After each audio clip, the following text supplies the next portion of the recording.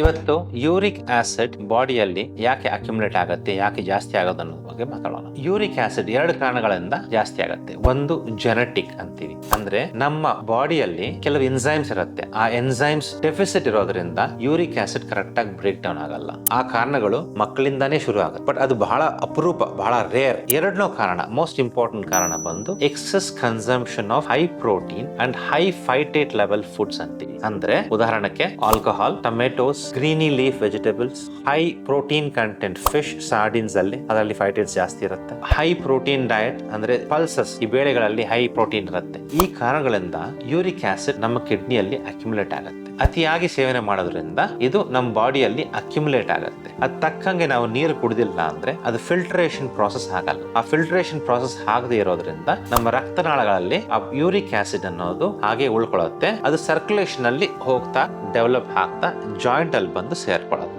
ಇದೇ most common reasons.